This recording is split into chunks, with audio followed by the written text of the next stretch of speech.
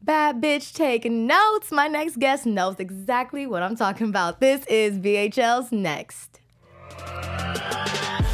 You're tuned into Black Hollywood Live, the world's first digital broadcast network devoted entirely to urban entertainment and pop culture.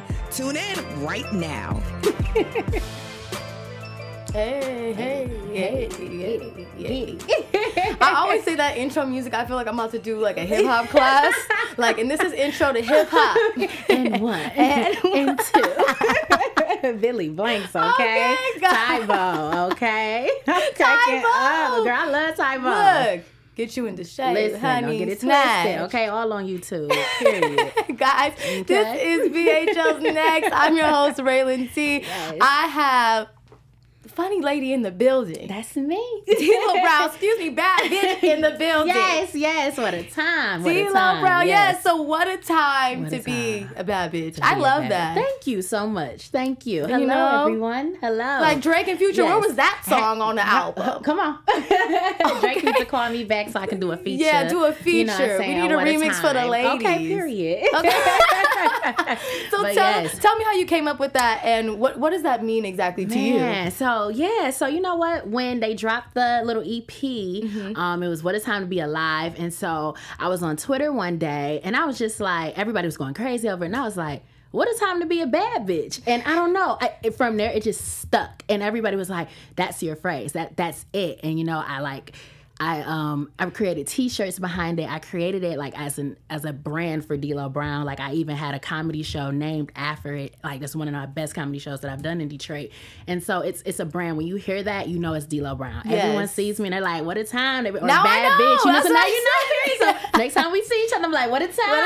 To be a bad bitch. Okay. So like I don't play about that. You know, that's something I'm taking with me all the way till I'm 90 years old. Like I'm gonna be a bad bitch till I die. And like I used to sell t-shirts out my trunk with it. I literally have shirts that say what a time to be a bad bitch. So like that's how much I believe in myself because I am a bad bitch and it's what a time to be alive. You know what I'm saying? So for the ladies who might not be so confident in who themselves and be like, I want to be a bad bitch, but what does that entail or what does that mean? What does that being a bad bitch to you mean? So being a bad bitch to me means like waking up every day, every single day and looking in that mirror and saying like, listen, I'm here, I'm alive, I'm healthy, I'm beautiful, I'm loved, and most of all, I'm a bad bitch, okay? I can do anything I put my mind to.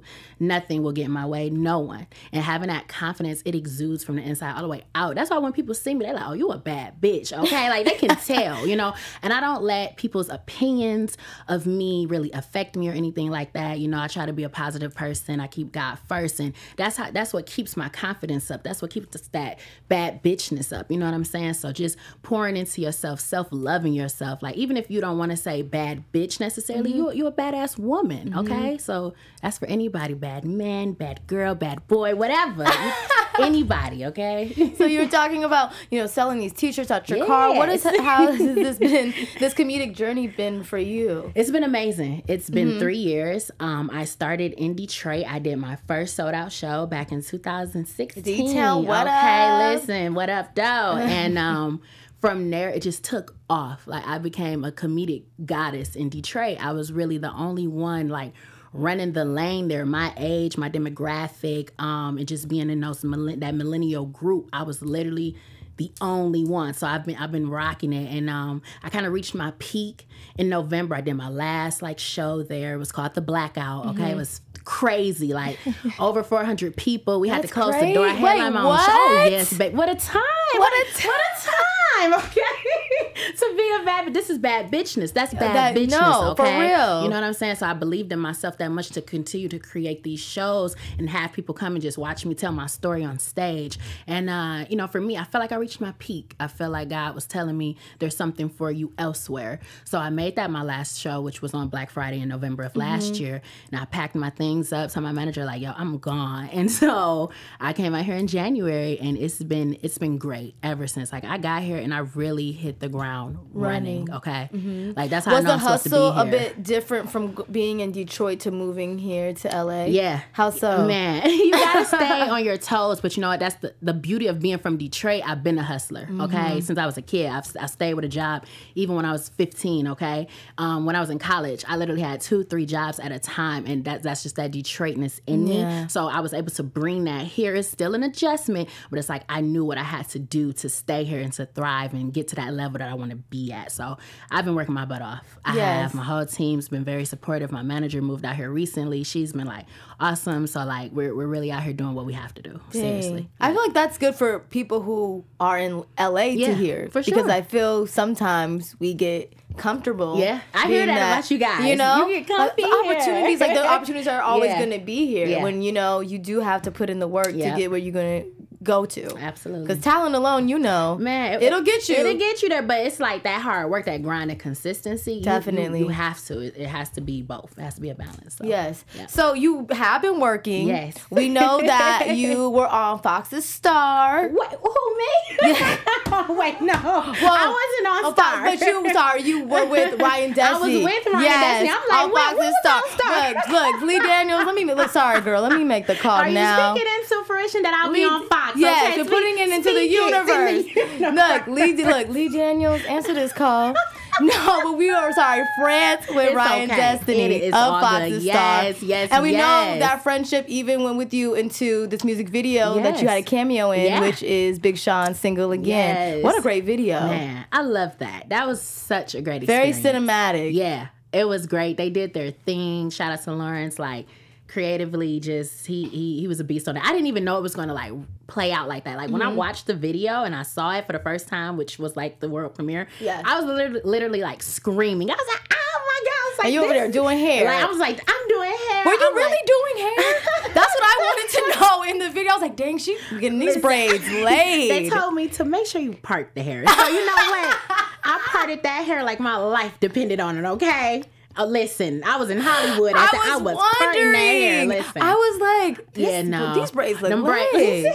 They just told me, part that hair. And I was parting that hair. So that's what I was hired to do. So I did my job. Look, that's why you need to be on Fox's Star. The acting is A1. I believed it. Thank you. know? Thank you. I appreciate that. So did your relationship with Ryan help you get this position on this this music video, or was it your relationship with Big Sean, because you guys are both from Detroit as well? So it was actually my relationship with my manager and her relationship with Big Sean and his homeboy, his partner, Lawrence Lamont. They know each other. They've worked with each other before. So Lawrence hit up my manager like, hey, is your friend a comedian? And she's like, my client. And so and he like, all right, so we need her, to come and shoot this with us. And I had just got back to LA. She like called me the next day at like 6 in the morning, like, you gotta go back to Detroit. I'm like, for what? And she's like, Big Sean video. I was like, I'm on the way. So yeah, that's okay. Listen, so yeah, that's kind of how that came about. Okay, that's cool. Yeah, it was great. It was such a great experience. And then the crazy part is we filmed the video literally down the street from my house. Like literally in a neighborhood that I grew up, a street that I drive down. Like, and so everybody knows like D-Lo's in the video. Yes, everybody. Like people were going crazy. So yeah, that was a blessing. Shout out to Big Sean for that. For Anybody from Detroit that we know as a whole that has talked to you about your career and where it's going, or have given you any advice? Ooh, no one from the upper ups. Yes. No one yet. But you know what? Big Sean keeps me inspired just doing the work that he does, especially when he pours back into the city. Community, definitely. Like that's big. That's what I aspire to be like when I get to the next level, is to make sure I'm pouring back into my community, because that says enough. That literally says enough. So, yeah. That's awesome. That's awesome. So, D-Lo. Yes. Revolt, Funny AF. Yes, this new series. Tell us a little bit about it. Yeah, so actually, shout out to Jeannie. Ready, Set, Impact. She actually was the one who introduced me to this amazing opportunity. We met at a movie audition, and she hit me up like a few weeks later, like, "Yo, I'm in a meeting with Revolt, and they talking about they're coming out with a new comedy series." And I said, "No, they're not. If they don't have D-Lo Brown." I said, "You are so right." life. So like, you know, I had to send them in some tapes and stuff. Yes. They were really feeling me, and they're like, come on, we're adding you to this. So we filmed a few months ago, and it was such an amazing experience. Like, and it just really reminded me in that moment of all the things that I had did up until that point. This is what I've been working for. Like, seriously. So that was amazing. To be on a major network like that too. Guys, you can catch that on Revolt on Wednesdays at 9 p.m. 10 Central. Yes. Okay. And my episode airs September 11th. Oh, so in 2 Wednesdays. It's right around the corner. So you can put a reminder on that phone to alert you. Yes. Okay. September 11th. So you know when it's coming up. Yes. That's awesome. Thank you so much. I appreciate it. What are you going to do to watch the premiere? Are you going to have all your friends? Or what's going to happen? So we're trying to get a little watch party together somewhere in Sherman Oaks. So we're working on that now, my manager and Jeannie and I. So,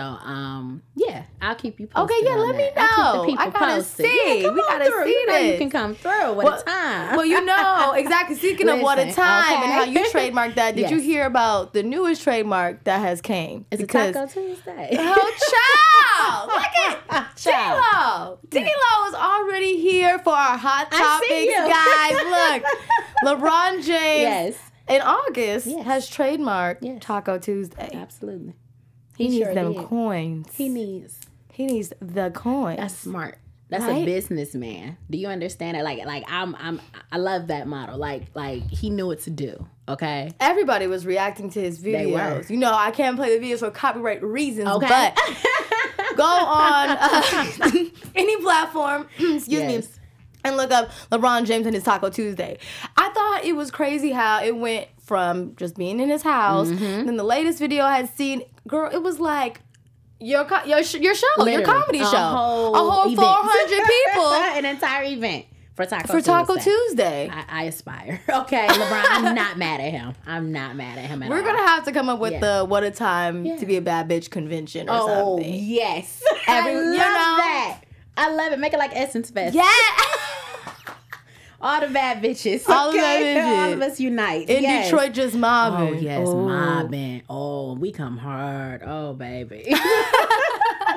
Yes, so, you know, people are giving him slack, though, for trademarking Taco Tuesdays. Almost like when Kim Kardashian tried to trademark the kimono. Yeah, but then it took me back to, didn't Cardi trademark okra? Okra. So my thing is, why you mad? They getting their bag. It reminds me of that, like, I guess it was like Allstate State Farm commercial where somebody was holding up that dollar on the little fishing line. Oh, okay, wasn't fast enough. Wasn't fast enough. You mad they did it first. I mean, and that's just really what it boils down to. People are always gonna complain. I feel like we're in a day and time where people are like super sensitive and just find anything to complain about. Exactly. So how do you deal with that being a comedian? Because right now, what a time to be a comedian when everybody is so sensitive and we're having this cancel culture where if you say one wrong thing, it's might be over for you, might be over for your career. We don't know if you'll be able to come back. So how do you still do what you do and still have to worry about, you know, the ignorance of other people and the sensitivity of other people as well? I always say it's a thin line between being a comedian and being just straight up ignorant. You know what I'm saying? So my material is always tasteful. I make sure I'm never disrespecting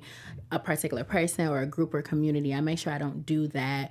I always try to read the room and read the crowd. And it's simply about respect. And I think a lot of people sometimes cross the line and it triggers people, which I understand, even though they're trying to be their authentic self. Self. I get it. But it's like, again, we're living in cancel culture. So it's like, I know that and I can't act oblivious to it. So it's like, I'm going to come prepared so that I won't get that backlash. But I'm going to make sure I stay true to myself. Yeah. That's awesome. Thank you. I know, because I'm just like... It's a lot going on. Especially did you for see comedians. The Dave Chappelle? Yes. I did. Funny though. Like, no, that was great. Like, I was. Sorry, look, see, look, no, it was great.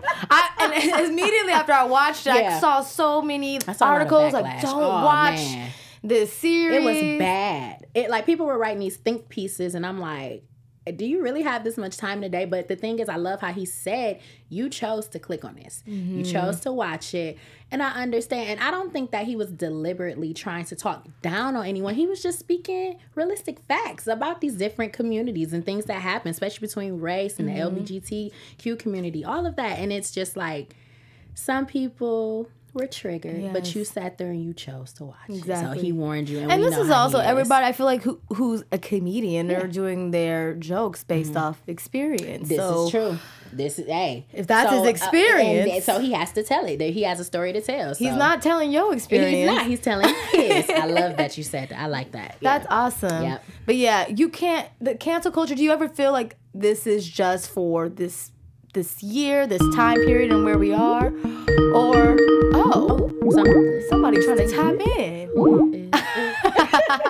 But do you ever... Guys we had someone unexpectedly try to call in. Okay. Somebody tried to unexpected... They call it.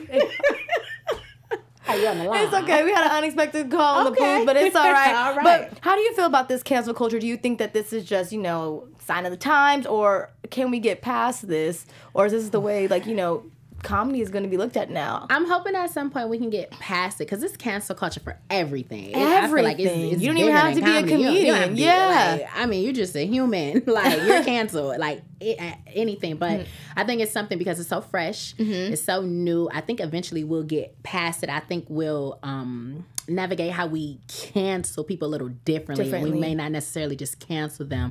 I think it just has to evolve with how we're dealing because with sometimes we're canceling people and it's the crime don't really match the punishment in certain cases, and people like that. It's crazy. It's quite crazy. It is, and it's it almost gives me anxiety. Exactly, because people are living in fear. Yeah, no, literally of their career. Yeah, no, seriously, I've had to kind of tread lightly just on certain things, even because I'm very active on social media, so it's just having to kind of tiptoe and make sure I don't say the wrong thing, and it's just but I'm still trying to be myself. This is me, so I hope that we can get past it. Yes, I hope so. And then something also relevant to you is female comedians and their stake in this industry. Yes. I feel like with the rap community, we're just now seeing female rappers come to the plate. Yes, but in your industry, in your field, it kind of seems like they're a little shadowed as far as making it to where everybody knows these faces. Right now, I feel like Tiffany Haddish is who everybody's familiar with, white or black. So what do you think, or what is the cause of why we're not seeing so many D-Lo Browns and the Lunels and all these great comedians and the Melanie Camachos of the world that are amazing comedians that not everybody may know?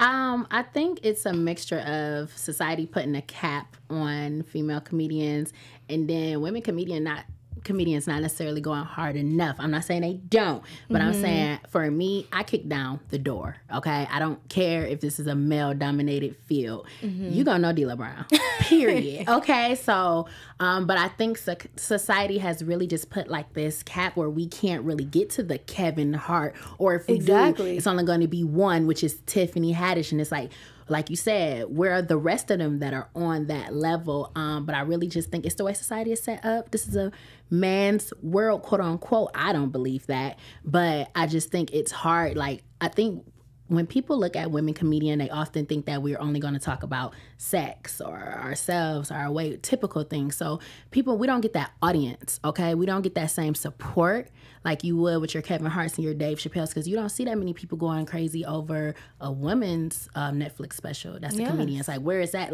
Tiffany Haddish just dropped They Ready? Yes, of all the comedians. Where's the hype? You know what I'm saying? There's support there, but it's just the way of the world, which is a very unfortunate thing, but I'm not going to let that stop me at all. Yeah. I literally aspire to be bigger than Kevin Hart. I hope we both can look back on this interview and see that I said that and that I did that. And that I was here when that happened. When she said it. What a time. So I think society and its norms have just put this cap on women comedians, and that they can't be as successful or as big as Kevin Hart. So for me, it's I'm not going to let that get in the way of anything at all.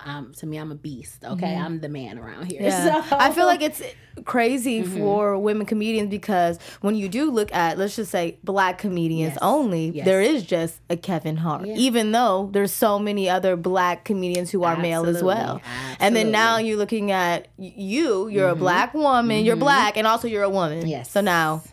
Okay, we're dealing with both things to get through the door. Yeah, it's a lie. I'm a minority. I'm a double minority in the field. So it's crazy. It's hard. I have to go super hard. I do every time. And I you're right. perform. Like, girls, we do need to go a little more. We gotta go hard. Like, keep applying that pressure so we can open up those passageways so we can be the Kevin Hart selling out Madison Square Garden. It's all about playing the game. Yeah, I'm gonna play this game and I'm gonna win. Yeah. Period. So there Okay, it is. period, boo. So, D-Lo, talk to me about some things that you have coming up. Any upcoming shows? So I'm supposed to be going to the Comedy Store tomorrow, and then What? I think I'm supposed to be going to Flappers on Wednesday. I'm really still getting my feet wet. I know, because how? what is it like in LA? The rooms in LA are a little hard. Trust me, like I've seen rappers who've already made like Roddy Ricch and the Baby get a weird little like not as much enthusiasm, because LA, everybody think they somebody. The like comedian, like the scene here.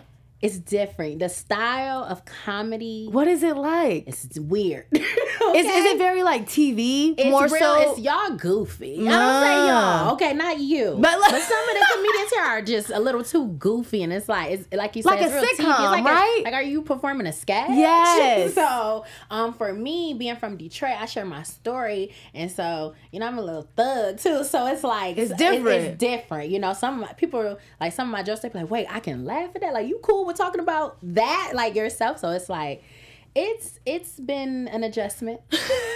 It's been an adjustment, but I'm learning it. So again, I'm still like getting my feet wet here. So yeah, I'll be going to some open mics this week and next week too. So tomorrow you probably gonna be out and about? I probably will be at the Comedy Store tomorrow. I think the show starts at 7 or 6 p.m. Okay, the Comedy Store. Okay, look, I might have to pull up. Get a little hee hee ha ha. Come through, bad bitch. I'm about to come through. And tell me about this. Keep It on the D-Lo. I know you're gonna have some content and everything coming soon. Yes. So season 1 of Keep It on the D-Lo was great. The season premiere came out last year.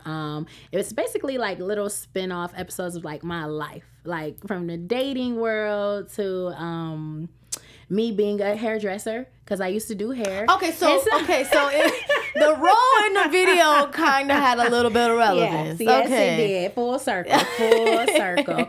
And just different things, like, again, dating in my life. And so now season 2, we're going to talk about my transition from leaving Detroit and coming to Cali and doing the things some of the things like dating and stuff out here. We talked a little bit off air. The guys out here in LA might be straight weird. Little weird. Little weird. Yeah, so but that'll be funny to see that journey with you. Oh man, I can't wait for you guys to see it. It's going to be great. Like, and seriously. Then I know D-Lo and Friends is in pre-production as well. Yes, we're getting D-Lo and Friends ready. That's going to be just like an episodic little series of just different things, and then also us hitting the stages. We're going to start having little shows and stuff like that. Like, it's going to be great. D-Lo and Friends, just keep your eye out for that. Okay. Really good, we have to see. I'm ready. Yeah. I need a lot of content I'm working on. Look, I'm like, I need the Netflix. And listen, Netflix is coming. I've been speaking so highly of that. Like, I really believe that I can create something that can be watched on Netflix. Yes. Like, I watched the first season of Keep It on the D-Lo like it's on Netflix. It's on YouTube. I literally just watch it and I crack up like I've never seen it before. But I really believe I'm like worth it. I believe that I can get on Netflix, HBO, something. When I say Netflix too, I'm saying Netflix as this is like the new wave of how we get our content, and this is new, fresh content that it hits somebody's demographic. Absolutely. And Netflix has so much content for everyone. For everybody, and I appreciate them for that, because like for so long it's like you either had to be on something a major network, and it's not that easy. And it's so old school. The model of how everything is so old school. But Netflix, I mean, you can be creating content from somewhere in Tennessee, and somebody finds it, and boom, there's a deal on the floor. You don't necessarily have to move to Hollywood to make it on Netflix. Like that's the thing. They're actually they're utilizing the content creators and taking chances on people that are not necessarily in the industry. So I love that. I love it. Well, Eddie Murphy's supposed to be having his special coming soon. I saw. How do you feel about Eddie Murphy coming back to stand up? I think he's cool. I have never seen him perform in person, but of course I'm very familiar with his stand up. I'm excited to see it. I am. I'm excited to see what he has to talk about. I'm excited to see Coming to America too. So that he has a lot of things. He does have a lot of things resurfacing. So that's really good for him. I'm excited, definitely. I know, because Netflix is dropping a lot of deals for the comedians. Listen, I'm about to look. D-Lo, I'm about to look. Come on, sis. I'm about to be a comedian. Come on, sis. Let's take a show. do a show, okay? Okay. I'm like, they dropping deals. Let's do it. How y'all getting all this money? What a time. Let me get some of that money. Okay. Well, D-Lo, it was so good having you. Yeah, thank you Please so much. let people know where they can follow you and keep up with you so that they absolutely. can come to your shows, see you, Yes. control that room, control that audiences. So you can catch Miss D-Lo Brown on Instagram and Twitter at Keep It On The D-Lo. That's Keep It On The D-E-L-O. Keep It On The D-Lo. Check me out. I'll be at the Comedy Store this week and Flappers on Wednesday. So check a bad bitch out. What a time. What a time, ladies and gentlemen. It's your girl, Raylan T. Yes. You can find me on Instagram at Raylan Taryn and on Twitter as well. Make sure to follow all things Black Hollywood Live at BHL Online. I will see you guys next Sunday. Yes. That was great. On behalf of our BHL staff, we would like to thank you for tuning in to Black Hollywood Live, the world's first digital broadcast network devoted entirely to urban entertainment and pop culture. Check out our Black Hollywood Live YouTube page for even more great programming and amazing content. And be sure to subscribe and like our channel when you do. I'm your BHL host, Nakia Monet, and you can find me on all social media at Kiki Boom Boom or at Black Hollywood Live. Black Hollywood Live, Hollywood redefined.